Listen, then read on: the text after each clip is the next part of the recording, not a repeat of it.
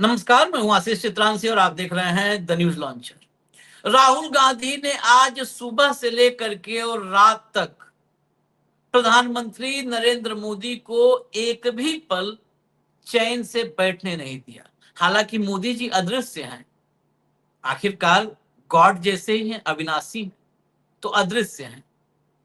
हालांकि हर नंबर 2 की कैटेगरी वाला अदृश्य नहीं होता, लेकिन मोदी जी अदृश्य थे। आज पूरे दिन न पार्लियामेंट में नजर आए, न इवेंट में नजर आए, न सेवा तीर्थ मेवा तीर्थ जो भी है, न वहां पर किसी कैमरे में किसी एंगल से कैप्चर किए गए। पूरे दिन गायब। कहां थे कुछ नहीं पता। वो शायद जेनजी के आंदोलन का सदमा अभी भी बहुत गहरे तक दिमाग में बैठा हुआ है। राहुल गांधी पहले लोकसभा के भीतर और फिर लोकसभा के बाहर शाम होते होते लगा कि अब शाम में सब सुकून से वो गोदी मीडिया पर जय जयकार होगी। गोदी मीडिया का भी पूरा का पूरा प्लान फेल कर दिया। 6 बजे टाइम फिक्स कर दिया और 6:15 आ गए लाइव। यही वो टाइम है जब गोदी मीडिया जय जयकार शुरू करता है, सियारो जैसे हुआ हुआ शुरू करता है। यही टाइम है, इसी टाइम पर आ गए और आए तो सबूत लेकर। लोकसभा में तो नो नो नो नो वाला हिसाब किताब है, व्यवस्था है वहां पर। हमारी व्यवस्था है, व्यवस्था बहुत लंबी व्यवस्था है, हम व्यवस्था हम देंगे, व्यवस्था कैसे चलता है संसद हम व्यवस्था बताएंगे। तो वहां तो व्यवस्था थी, लेकिन यहां पर कोई व्यवस्था नहीं थी। यहां पर सबूत थे। 5 सबूत दिखाया है अमित शाह के खिलाफ राहुल गांधी ने। अब शाह का इस्तीफा होगा, इस दिशा में प्रधान के इस्तीफे से गाड़ी बढ़ चुकी है शाह के इस्तीफे की तरफ। ऊपर से रिजिजू आए। जैसे ही पता चला कि राहुल गांधी प्रेस कॉन्फ्रेंस करने जा रहे हैं, वो आए सामने। राहुल गांधी ने बिल पे नहीं बोला। राहुल गांधी ने कैसे आरोप लगा दिया मजिस्ट्रेट गोली चलवाते हैं। ये कोई जो है गृह मंत्री थोड़ा ऑर्डर करते हैं। ये वो भाजपाई हैं जो पिछले 30 साल से मुलायम सिंह यादव को कहते हैं कि फायरिंग मुलायम सिंह यादव ने की। मुलायम सिंह यादव मैगजीन में लोड कर रहे थे, खड़े थे वहां लेकर के तमंचा, दस्तखत कर रहे थे। क्या किए थे? आज ये रिजिजू ने मोदी को फिर फंसा दिया। अब ये भाजपाई जिंदगी मुलायम सिंह का नाम मुंह से नहीं ले पाएंगे। जहां मुलायम सिंह का नाम लेंगे वहां कोई और भले ना हो, लेकिन हम तुरंत इनका जो है मुखौटा उतार करके आपके सामने ले आएंगे। मुलायम सिंह का नाम अब जिंदगी में लेने लायक नहीं रहे आज रिजिजू के चक्कर में। ये है पूरी की पूरी समरी। अब हेमंत भाई को लाइए तो ये विस्तृत निबंध बता देंगे। हेमंत भाई, ले आओ भाई, स्वागत है हेमंत भाई। अभी बीजेपी को जैसे बेनकाब हुई है आज, इसकी कहानी समझनी जरूरी है। तो हम शुरुआत बिल्कुल कर रहे हैं, आप सुनिए और हेमंत भाई से समझिए। शुरू कर दो भैया। I said something about Mr. Amit Shah. I said that Mr. Amit Shah was responsible for the brutality that was carried out.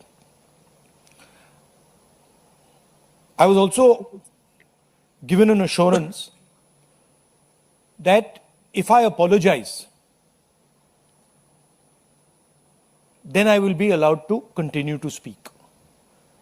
See, the first thing is I will never ever apologize to the BJP, RSS, or any other person associated with them. This is something that has to be understood. अगला अगला अगला लाते जाइए, क्योंकि और अभी हैं अभी। हाँ, लाइए। एक इमेज बनाई हुई है, Amit Shah is hero of the nation, Narendra Modi is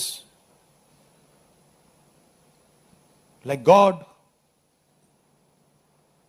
गुब्बारा बना रखा है, हजारों करोड़ रुपए लगे हैं उसमें सस्टेन करने के लिए, उसमें हवा भरनी पड़ती है रोज।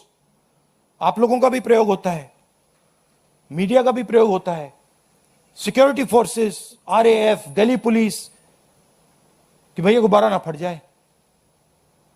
बच्चों को मारा क्यों जा रहा है? बच्चों को धमकाया क्यों जा रहा है? इमेज को प्रोटेक्ट करने के लिए कि भैया ये फिर से ना आ जाए।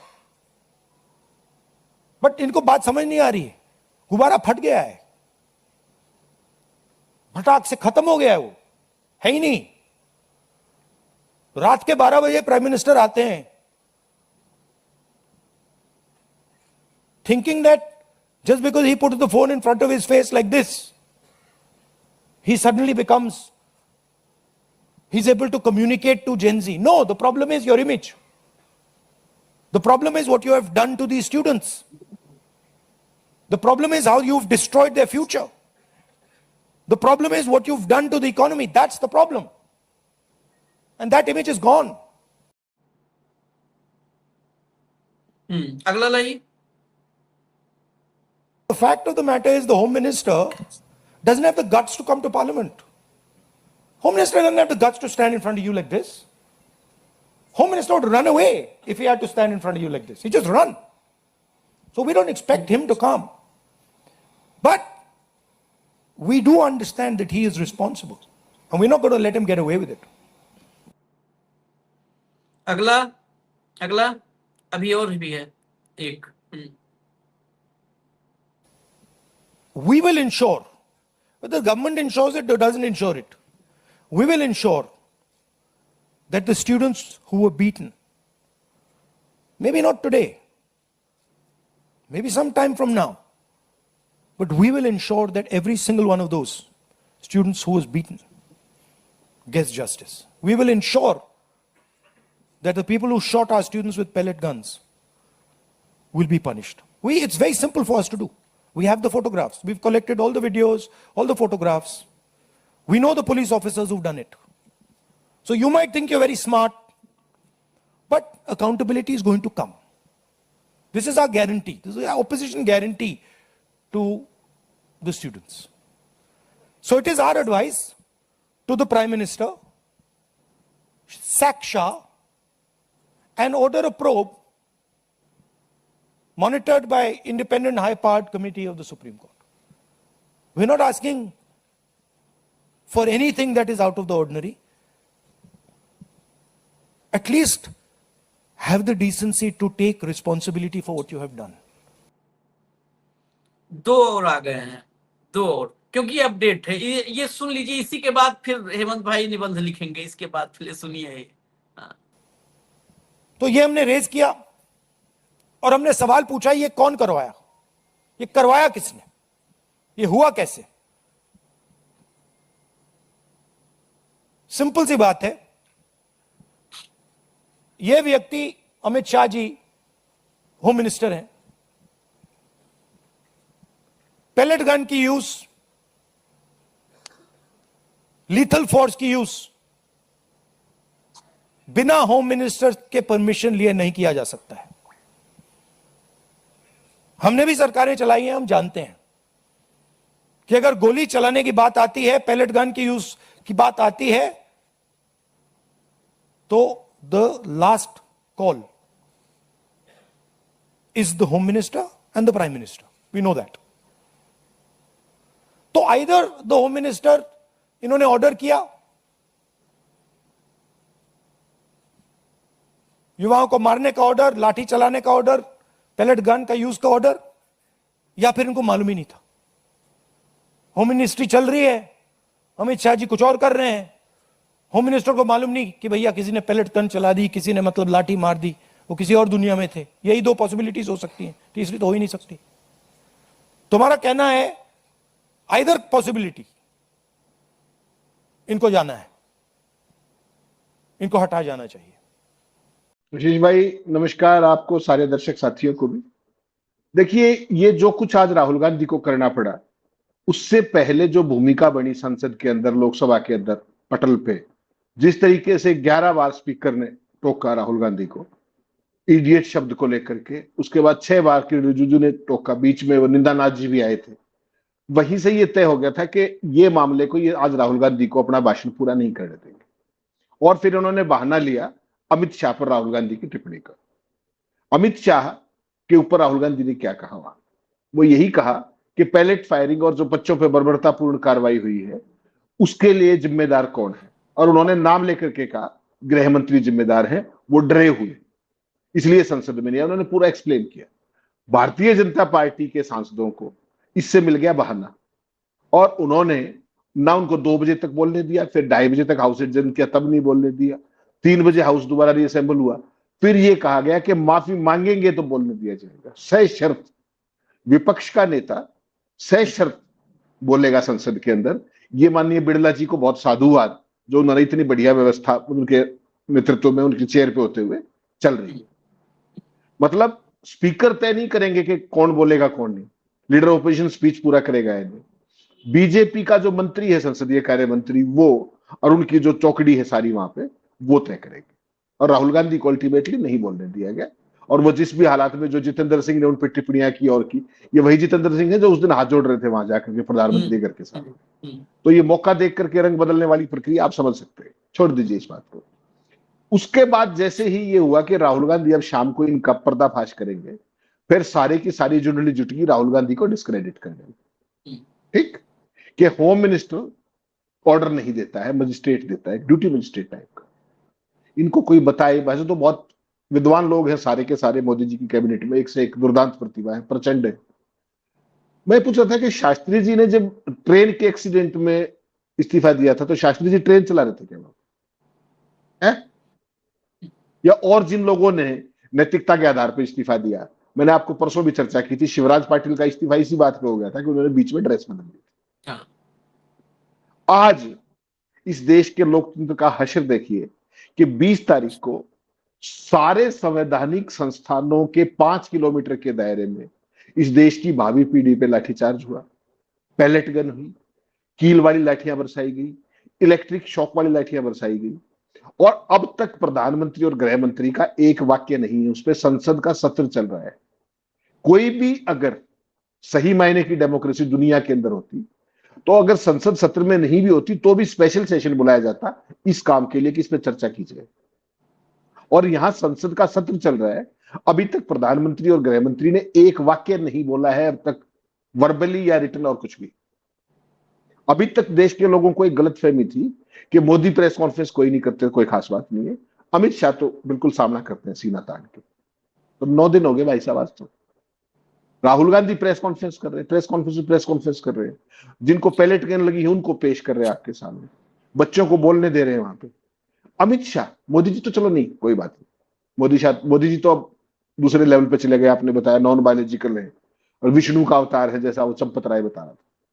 लेकिन अमित शाह को तो प्रेस कॉन्फ्रेंस कर ही देनी चाहिए थी, और संसद तो चली रही है, वहां बयान दे देना चाहिए था। अब आप ये सोचिए कि जिस दिल्ली के अंदर संसद चल रही हो, वहां संसद में बयान नहीं, संसद से बाहर बयान नहीं, सुप्रीम कोर्ट में सुओ मोटो नहीं, दिल्ली हाई कोर्ट में सुओ मोटो नहीं, और एक जज ने तो यहां तक कह दिया कि जो थप्पड़ मारा नाबालिग बच्ची को वो ठीक था, there is nothing wrong in that. इसका मतलब यही समझा, मैं तो कम पढ़ा लिखा आदमी हूं, कि there is nothing wrong in it का मतलब ठीक है, ये ऐसा ही मानोगे। तो इस सारे के बाद फिर जिस तरीके से राहुल गांधी को डिस्क्रेडिट करने का कार्यक्रम शुरू किया, किरण रिजिजू से लेकर के, किरण रिजिजू कहते हैं मैं राहुल गांधी के व्यवहार से बड़ा व्यथित हूं, दुखी हूं, बहुत दुखी थे। वही व्यथित, दुखी, चेहरे पे भी उसने बहुत ही सीख लेते हैं ना सारे। वो बताया था ना एक ने कि आपका सबसे फेवरेट एक्टर कौन है राजस्थान वाले ने, तो कहा नरेंद्र मोदी। तो मोदी जी अकेले कैबिनेट नहीं चलाते, वो एक्टिंग स्कूल भी चलाते हैं, किस टाइम पे कौन सा मुंह करना है, कैसा करना है, क्या शब्द प्रयोग करने, वो सारी चीज। लेकिन राहुल गांधी ने जो प्रेस कॉन्फ्रेंस की, उसकी शुरुआत आशीष भाई कहां से की, दैट इज वेरी इंपॉर्टेंट। उन्होंने कहा बीजेपी और आरएसएस एक बात समझ ले कि मैं उनसे और उनसे जुड़े किसी भी संगठन से कभी माफी नहीं मांगूंगा, this is out of question. यानी कि राहुल गांधी ने नब्ज पकड़ ली है कि भारतीय जनता पार्टी का जो अमृत कुंड कहते हो ना आप, वो कहां है, जो सुबह से शाम तक झूठ फैलाते हैं, जो प्रोपेगेंडा करते हैं। परमानेंट मीडिया तो एक चीज है, जो अंधभक्तों की सेना जो मोदी ने और आरएसएस ने मिलकर तैयार की है, आज उन्होंने संसद के अंदर टारगेट किया, तीसरी कैटेगरी बताई अंधभक्तों की, दूसरी तो इडियट्स की बताई थी, तीसरी अंधभक्तों की भी बताई थी, आपको याद होगी। तो उस चीज को उन्होंने आज उसमें प्रेस कॉन्फ्रेंस में बहुत क्लियर कर दिया कि माफी मांगने का सवाल नहीं है, नंबर एक। अमित शाह को हम बख्शेंगे नहीं, उनको जाना होगा। और तीसरी बात उन्होंने बड़ी इंपॉर्टेंट कही, जो रह ना जाए इस पूरी बातचीत में, उन्होंने पुलिस के अधिकारियों को साफ साफ 2 टूक चेतावनी दी कि सबके फोटोग्राफ्स हैं हमारे पास, जो वर्दी में थे उनके भी हैं, और जो बिना वर्दी बिना नेम टैग के थे उनके भी हैं, और उनको हम नहीं छोड़ेंगे। ये सारा डेटा बैंक है। तो अब पुलिस दिल्ली की इस बात को समझ ले कि सदा तो सत्ता रहती नहीं, और कई पुलिस अधिकारी तो काफी युवा हैं, उनका तो पूरा कैरियर पड़ा हुआ है। बात यह भी सामने आ रही है कि किस तरीके से दो दो आईपीएस अफसरों ने, डीसीपी रैंक के, उन्होंने रिटर्न ऑर्डर किया है अपने बल प्रयोग का, बर्बरतापूर्ण सारे उसमें। तो अब आशीष भाई मान करके चलिए कि अगर इस देश में, फिर वो आप मुझे बताया क्या कहेंगे, फ्री एंड फेयर प्रॉब, ठीक बात है, आज नहीं होगी, आईवाश होगी, लेकिन ये बचेंगे नहीं, ये तो तय मान के चलिए। एक चीज तो मैं राहुल गांधी के बारे में कह सकता हूं आपको गारंटी से, कि जितना जुनूनी आदमी वो है और बात का पक्का, उसने क्या कहा, शब्द सुना होगा आपने, कि ये हमारी गारंटी है इस देश के एक एक छात्र को जिसको लाठी लगी, उसको हम न्याय दिलवाएंगे। तो दिल्ली पुलिस और आरएएफ को अब समझ लेना चाहिए कि उनके कैसे दिन आने वाले, बच जाएंगे, कोई बात नहीं, ठीक कहा आपने कि इंक्वायरी से बच जाएंगे, और जो नौटंकियां होंगी उनमें भी बच जाएंगे, लेकिन लॉन्ग टर्म में नहीं बचेंगे। कैरियर तो लंबा होता है ना सर। आज सरकारी नौकरी लॉन्ग में एक टर्म चीज में और तो भी, कोई नहीं बचेगा। आप घर चले जाओगे तो घर से भी पकड़ के लाया जाएगा आपको, वो भी व्यवस्था रहती है सरकारी नौकरी। अमित शाह जी के बारे में जो उन्होंने आज सारे सबूत दिखाए स्क्रीन के ऊपर, जो आपने जिनको कहा 5 जगह पकड़े गए, पकड़े तो हो सकता है 50 जगह गए, लेकिन उन्होंने 5 मेन उसके अंदर उसको बांट दिया कैटेगरीज के अंदर। पैलेट गन एक है, लाठीचार्ज एक है, महिलाओं के साथ ये, तो इस तरीके से कैटेगरी बांट दी। ओवरऑल अगर आप देखेंगे तो अब जो हमने पहले दिन, अगर आपको याद हो तो शो किया था 3 दिन पहले, कि अगला नंबर अमित शाह का आने वाला है। तो ये हाउस तो जितना चल रहा था चल लिया, आप मान के चलो, ना मोदी आएंगे ना अमित शाह हाउस के अंदर। आज तो अमित शाह की मिनिस्ट्री से रिलेटेड एक बिल भी प्रेजेंट हुआ, तब भी नहीं थे वो। तो अभी तक जो इमेज थी, कि जो राहुल गांधी ने कहा कि इमेज हजारों करोड़ से बढ़ाई थी और उसका गुब्बारा फूट चुका है, वास्तव में आशीष भाई उस गुब्बारे में अब कुछ नहीं बचा है, हजारों करोड़ भी बर्बाद हो गए। और मीडिया को भी आईना दिखाया उन्होंने कि वो इमेज बनाने में आपका भी योगदान है, आपकी भी मदद लेते हो। तो कुल मिलाकर के इस देश के पूरे सिस्टम को, चाहे वो सरकार हो, चाहे वो सारे के सारे कॉन्स्टिट्यूशन, जो सारे के सारे हमारे संगठन है, संस्थान है, उन सबको प्लस मीडिया को और देश के पिटे हुए बच्चों को अपने राहुल गांधी ने दिखाया इमेज कि आने वाला समय कैसा होने वाला है, जिसमें जिसने भी जाति की है वो नहीं बचेगा, जिसने भी आंखें मूंदी है वो भी नहीं बचेगा, और हर एक को न्याय मिलेगा। और बीजेपी आरएसएस को मानना पड़ेगा आपको कि आरएसएस से अगर इस देश में कोई आदमी एक लड़ रहा है तो उसका नाम राहुल गांधी, नाम लेके लड़ रहा है। उसको पता है ये सारा जहर कहां से आता है, ये प्रोपेगेंडा कहां से आता है। तो मान करके चलिएगा, आप मत दीजिएगा इस्तीफा, कोई बात नहीं, नैतिकता तो की तो बात ही नहीं है, जब 9 दिन तक कोई टिप्पणी नहीं की। तो ये केवल भारत में संभव है आशीष भाई, कि दुनिया का सबसे बड़ा लोकतंत्र मोदी जी के शब्दों में, और वहां 9 दिन तक इस चीज पे टिप्पणी ना आए आधिकारिक तौर पर, ये केवल भारत में संभव है। और मोदी जी शायद यही विश्व गुरु भारत बनाने आए थे। This is very unfortunate, this is very shameful for any democracy. नहीं, लेकिन जो आपने कहा ना कि मीडिया को भी कहा कि ये इमेज बनाने में, मीडिया को भी नहीं, अगर भी है तो उसको ही कर लेना चाहिए राहुल गांधी को।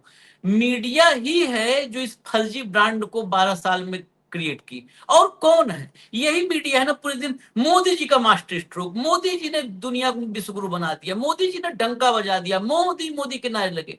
इस ये आम आदमी जो घरों में बैठा है, कस्बों में बैठा है, गांव में बैठा है, शहर में बैठा है, उस तक ये झूठ कौन पहुंचाता है, उसके दिमाग में कौन फीड करता है? ये मीडिया करती है। ये इकलौती गुनहगार है, कोई दूसरा नहीं है। चुनाव जितवाने गुनहगार ज्ञानेश कुमार को आप कर सकते हैं, चुनाव आयोग को कटघरे में खड़ा कर सकते हैं आप चुनावी पारदर्शिता के मामले में। न्यायिक जो गिरावट आई है उसमें आप अदालतों पर सवाल खड़े कर सकते हैं, लेकिन फेक ब्रांड बनाने में अकेला गुनहगार है, अकेला। और जो थंब में लिखा है ना कि दोनों रास्ते बंद किए, दोनों रास्ते इसीलिए लिखा है कि जो अभी लास्ट क्लिप, इसीलिए हम लास्ट क्लिप से डिबेट पे आ गए, एक क्लिप और बची होगी मेरे ख्याल से, क्योंकि उसमें क्या आखिर में कहा कि 2 ही चीज हो सकती है, या तो शाह ने कहा मारो चलाओ, और या तो शाह को पता ही नहीं है कि क्या चल रहा है। शाह खाली उसी में लगे हैं कि सीजेपीआई बना दे कोई पार्टी, कोई सिंधे वाला ले आओ, कोई उद्धव वाला ले आओ, खाली यही लगे हैं। सरकार अलग अलग प्रदेशों में कैसे बनवाएं, पार्टियां कैसे तोड़ें, या यही काम में बाकी देश में कहाँ पायलट गन चल रहा है, कहाँ क्या चल रहा है, में नहीं लगे हैं, मतलब चुनाव की व्यवस्था में लगे हैं, बाकी उनको कुछ खबर नहीं है। तो दोनों कंडीशन में कुर्सी पर रहने का हक नहीं है, दोनों कंडीशन में नहीं, इसीलिए दोनों रास्ते बंद। जो लिखा है उसको हम क्लियर कर दें कि इसीलिए लिखा है कि दोनों रास्ते, आदमी एक रास्ते से भागता है ना, दोनों रास्तों पर बैरिकेड है, बैरिकेड यही नहीं लगा सकते हैं, बैरिकेड कोई और भी लगा सकता है, तो ये दोनों रास्ते बंद हैं। और आपको बता दूं, बात आई अभी कि राहुल गांधी संघ से टक्कर लेना, और एक खबर है, मैं आपको उस खबर को बता दूं, इस कार्यक्रम में उस खबर को इंट्रोड्यूस कर रहा हूं जानबूझ करके, नहीं भी करते तो भी काम चलता। पीएफआई से बजरंग दल की तुलना, कांग्रेस अध्यक्ष मल्लिकार्जुन खड़गे के खिलाफ वारंट जारी। ठीक है, पीएफआई पीएफआई के आपने देश भर में, हम न पीएफआई को न बजरंग दल, दोनों को हम एक ही कैटेगरी में वही रख दिया था खड़गे साहब ने, तो आज वारंट जारी है। दोनों को अलग कैसे करना है मुझे कोई बताए, हेमंत भाई, दोनों को कैसे अलग करना है?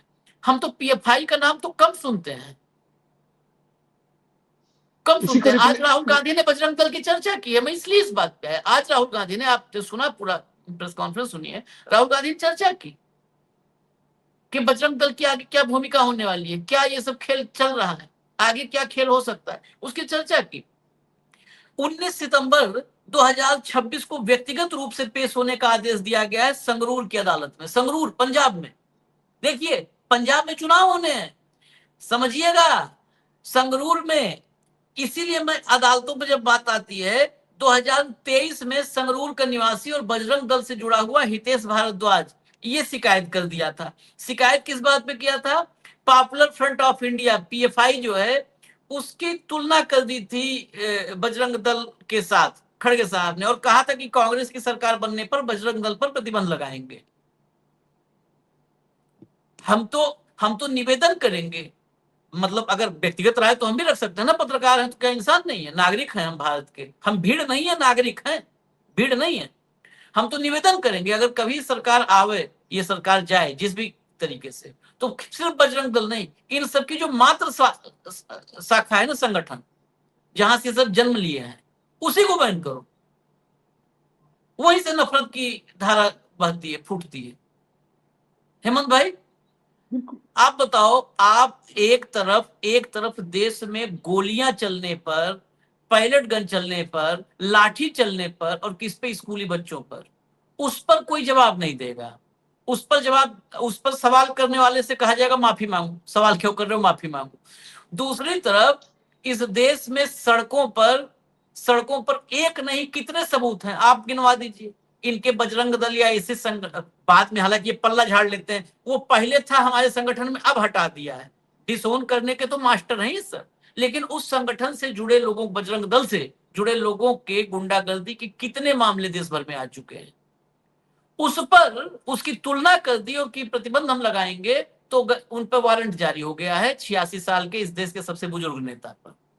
बता दो जरा, यही तो नया है भारत है, तो नया भारत है, इसमें आप इतने चिंतित और वो क्यों? बिल्कुल नहीं होगा, आपके और मेरे भी होंगे। Nobody is going to be there, सबके नंबर आना है, ये मैं आपको पहले दिन से कह रहा हूं। इनको इस बात से कोई मतलब ही नहीं है आशीष भाई।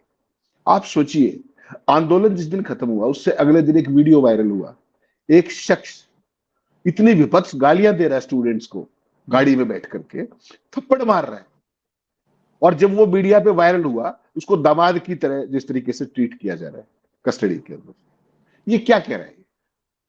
वो फिर वही लाई रहेगी, you show me the man and I will show you the rule. अगर किसी अल्पसंख्यक ने गंगा जी में वहां पर कुछ खा लिया, तो उसको जमानत नहीं होगी, वो सीधा जेल में जाएगा 14 दिन के लिए। जज साहब ने बता भी दिया जाकर के कि इस तरह का कोई कानूनी देश के अंदर ऐसा नहीं कि उनको कस्टडी में रखा जाता, और दूसरी उसका रख दे बिरादरी का, तो उसको तुरंत जमानत मिल जाएगी। तो ये जो आशीष भाई पूरा नैरेटिव बनाया गया है, ये पैन इंडिया है। इसको आइसोलेशन में ये मत देखिएगा कि ये बीजेपी रूल स्टेट है या कहां है। पूरे सिस्टम में एक बात समझा दी गई है कि अगर इस लाइन पे चलोगे तो तुम्हारा भला होगा, और अगर इससे दूसरी लाइन पे गए तो तुम्हारा क्या हो सकता है। और इसके तमाम, जहां पर बीजेपी का कोई नाम लेवा भी नहीं है ना, तमिलनाडु जैसी स्टेट्स के अंदर, वहां पर भी कई तरह के फैसले आप देखते हो लगातार, किस किस तरीके के जज बनाए जा रहे हैं। प्रवक्ता जो रहे हैं उनको हाईकोर्ट जज में नॉमिनेट किया जा रहा है। महाराष्ट्र में तो ओपनली किया गया। तो ये पूरे सिस्टम का कंप्लीट कैप्चर है, एब्सोल्यूट कैप्चर है। इसमें किसी भी सूरत में ये लोग मतलब कोई कोताही नहीं बरतने वाले। और मुझे तो लगता है अब तो जुडिशरी का भी ये नंबर आ जाना चाहिए, ऑपोजिशन को इस झेप को छोड़ देना चाहिए कि भाई जुडिशरी की नॉमिनेशन हम क्यों बोले। जिस तरीके के नॉमिनेशंस हो रहे हैं अगले 20 साल के लिए ऐसा काम कर जाएंगे कि इस देश में संविधान नाम की चीज नहीं बचेगी। तो ये जो कॉलेजियम के और इस तरह के जो फैसले हो रहे हैं इन पर भी टीका टिप्पणी होने का समय आ गया है, मुझे ऐसा लगता है व्यक्तिगत तौर पर। मेरा गलत हो सकता है। हमने जैसे तमिलनाडु के अंदर जब ओथ दिलाई जा रही थी, मेंशन किया गया बेंच के सामने, बेंच ने कहा 11 बजे सुनेंगे, 10:30 बजे ओथ दिलवा दी वहां, जाओ जो करना है कर लो। 18 साल तक न्याय दिलाएंगे वो। कितने लोगों की सीनियरिटी तोड़ के कहां से उठा करके दिल्ली ला दिया गया। 2040 तक की चीफ जस्टिस की सक्सेशन प्लान तैयार है भाई साहब, 2040 की बात कर रहा हूं। ऐसे संघ इस मामले में संघ पर न डाउट करूं, वो वाकई लंबी प्लानिंग करते हैं कि तब रहेगा जज कौन रहेगा तो कैसा होगा, पूरी व्यवस्था होनी चाहिए ना, कंप्लीट व्यवस्था। आप जिसकी बात कर रहे हो, जिस रात में गाड़ी में 2 बच्चों को रास्ते में पकड़कर, 2 बच्चों जंतर मंतर पर नहीं गया, जाता ना दीपके को और इन सबको पकड़ करके वहीं पे इलाज कर देता, वहां नहीं गया, रास्ते में पकड़ करके 2 छोटे छोटे 18 19 साल 20 साल के बच्चों को थप्पड़ थप्पड़ मार रहा था और 2 मिनट में 200 गालियां दिया। इतनी और गंदी पता गाली। है वो 8 मुकदमे दर्ज हैं, हिस्ट्री सीटर 8 मुकदमे दर्ज हैं, और वो उत्तर प्रदेश के मुख्यमंत्री का आदेश दे रहा है, कह रहा है कि गाजियाबाद से हरिद्वार तक के कांवड़ रूट पर एसएसपी से लेकर के और सिपाही तक कोई मुसलमान नहीं होना चाहिए, सबको हटा दिया जाए कांवड़ यात्रा में। उसका सेकंड वीडियो नहीं देखा आपने? और इतना बेबस लाचार मुख्यमंत्री बैठा है, बाहर लोग कहते हैं दूसरे प्रदेशों में, अरे योगी आदित्यनाथ क्या मजबूत आदमी है, मैं इतना लाचार नहीं देखा। भारतीय जनता पार्टी का सबसे लाचार नेता अगर कोई है तो योगी आदित्यनाथ। एक हिस्ट्री सीटर गुंडा, 8 मुकदमे हैं, और वो कह रहा है, मुख्यमंत्री को बता रहा है कि कर लेना ऐसा, हम बता रहे हैं कि ऐसे ही होना चाहिए। और तो छोड़ दो, जिस इलाके में वो रहता है नंदग्राम गाजियाबाद में, वहां उस पे मुकदमा है, और वहां का एसीपी मुस्लिम है, मुस्लिम एसीपी। उसने कहा कि यहाँ वाले को भी हटाओ, यहाँ के एसीपी। उस एसीपी की बेबसी देखिए, कह रहा है कि हम मुकदमे देख रहे हैं, इन पर बहुत सारे मुकदमे हैं, हत्या की कोशिश से लेकर के और क्या क्या दुनिया भर के मुकदमे हैं, हम गुंडा एक्ट के तहत जो है कोशिश करेंगे कि इस पर कार्रवाई की जाए। बताओ, ये इकबाल है। आप पुलिस के इकबाल को कहते हैं पुलिस का राज। पुलिस से कोई नहीं डरता। पुलिस से पता है आपने किस में डर बिठाया है? जो बीजेपी समर्थक नहीं है, बस। एग्जैक्टली। वो सीधा हो, शरीफ हो, गरीब हो, मजलूम हो, ठेले वाला हो, सब्जी वाला हो, सब डरते हैं। भाजपा का समर्थक है, वो समर्थक क्या मान लिया, उस बचने के लिए ही भाजपा समर्थक बन गया हो, गमछा डाल लिया हो, वो पुलिस को गाली दे, सत्ता को गरियाए। पुलिस की औकात नहीं है कि उसकी तरफ आंख उठा के देख ले, ये बनाया है आपने। औकात नहीं है पुलिस की। बताओ, ये गुंडे पाल करके, गुंडे मतलब सत्ता ने ऐसे गुंडे पाले हैं जो सत्ताधारी दल के साम्राज्य की पुलिस को गरियाती है, ऐसे नहीं, आशीष भाई, आपने एक बड़ी महत्वपूर्ण शब्द प्रयोग किया कि योगी आदित्यनाथ की इमेज कैसी, इस देश की त्रासदी ये इमेज, ये समझ लीजिए आप। हाँ है त्रास। ये जो मोदी बैठे हैं, ये जो अमित शाह बैठे हैं, जो योगी बैठे हैं, केवल एक योगी है जिसकी कोई इमेज है, बाकी तो बिना इमेज के ही है सारे। बाकी जितने चुने हैं, जो भी पर्चे से निकले हैं, वो देख लो, एक योगी था जिसको आरएसएस ने जबरदस्ती गन पॉइंट पे बनवाया था। ये सारे के सारे अपनी इमेज के बंधक हैं, और इन सब के बीच में एक कंपटीशन है कि कितनी आप माइनॉरिटी बैशिंग कर सकते हो, कितनी माइनॉरिटी बैशिंग कर सकते हो। और इस बीमारी से कोई बचा नहीं हुआ है। राजनाथ जैसा व्यक्ति, कितना और क्या चाहिए यार, तुम देश के रक्षा मंत्री रह लिए, गृह मंत्री रह लिए, प्रधानमंत्री तुम्हें कोई बनाएगा नहीं। उसके बावजूद भी सदन में खड़ा होकर के झूठ बोलना कि इस देश के एक भी जाबाज को क्षति नहीं पहुंची, आप इसको छोटी बात मानते हैं भाई? ये सारे के सारे लोग आज की तारीख में स्थिति यह है कि कंपटीशन, कि कौन ज्यादा बेहूदगी कर सकता है, कौन ज्यादा निर्मम हो सकता है। मतलब राजनाथ सिंह का कोई भाषण देश में कहीं भी दे रहा हो, चाहे किसी के उद्घाटन पे गया हो, पाकिस्तान का नाम जरूर लिए बिना भाषण खत्म ही नहीं होगा, हम्म। कहीं भी हो चाहिए। तो ये इमेज के बंधक है। आज तक पाकिस्तान के साथ जो ऑपरेशन सिंदूर था, उसका एक जवाब इस देश को नहीं मिला कि ऑपरेशन सिंदूर के समापन की घोषणा ट्रंप ने कैसे की थी। 1000 बार तो मैं पूछ चुका हूं आपसे, और भी कोई मेरे जैसे सिर पे रहे जो पूछते हैं। तो बैशिंग करना एक बात है आशीष भाई, अगर मुस्लिम इस रूट पे नहीं होना चाहिए तो एक काम करो ना, सारे मुस्लिमों को निकलवा दे, तो इतना ताकतवर है, निकलवा। तो कहने का मतलब ये है, ये जो जेनजी का आंदोलन था ना आशीष भाई, एक बात और याद रखना, जिस तरीके से धर्म की और जाति को वर्टिकल डिवीजन किया गया 12 साल में, उसका भी समापन का समय ये जेनजी ही लाएगी। उनको धर्म जात से कोई मतलब नहीं, ब्रॉडली। तो वैसी सूरत में ये जो दुकान बंद होनी है ना, कब होगी? ये तो देखो, मैं ज्योतिषी नहीं हूं, ये दुकान बंद होगी तो इसमें परमानेंट अलीगढ़ का ताला लगेगा, ये भी मान के हाँ, चलिएगा। ये तो और पक्का है। आज राहुल गांधी ने एक बहुत बड़ा रिस्क लिया, वो मेंशन करना भूल गया आप भी, मैं भी। उन्होंने कहा इस जेनजी पे मुझे गर्व है कि जिन्होंने इस सरकार की चूल्हे हिला दी, और ये बहादुर हैं, ये अपने पेरेंट्स की तरह डरपोक नहीं है। बहुत बड़ा रिस्क लिया, बहुत बड़ा, हाँ हाँ, लेकिन ये सच्चाई है। बिल्कुल सच्चाई है। समाज को आईना दिखाने का काम अगर सियासत नहीं करेगी तो कौन करेगा?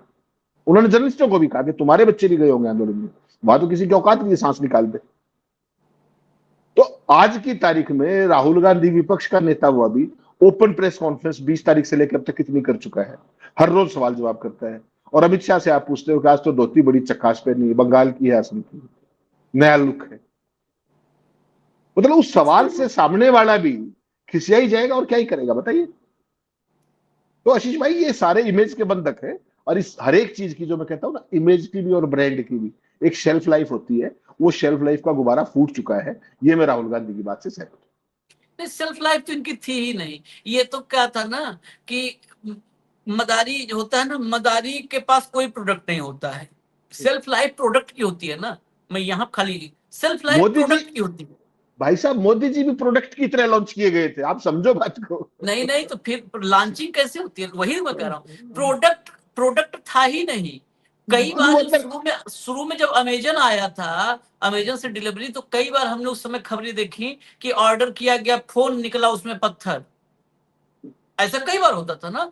तो पत्थर तो कोई मंगाया नहीं था, पत्थर तो कोई प्रोडक्ट नहीं था ना, पत्थर कोई प्रोडक्ट नहीं था। उसको एक लिफाफे में बंद कर दिया गया था, अंदर कोई प्रोडक्ट नहीं था, लिफाफे में उसको एक गत्ते में पैक कर दिया गया था।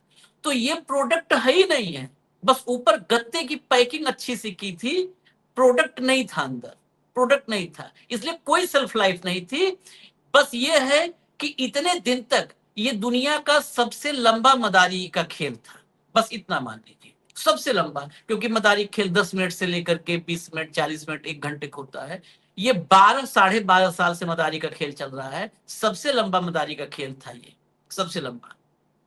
अब ये मदारी खेल खत्म होगा, ये शटर डाउन होने के बाद ये शटर दोबारा नहीं उठेगा, ये तो मुझे भी यकीन है, और इन्हें भी यकीन है, जिनकी ये दुकान है ना बिना प्रोडक्ट वाली खाली दुकान, इन्हें भी पता है कि शटर एक बार गिरा तो नहीं उठेगा। इसीलिए 2043 2047 का प्लान जो अभी हेमंत भाई कर रहे थे, इसीलिए वो प्लान हो रहा है।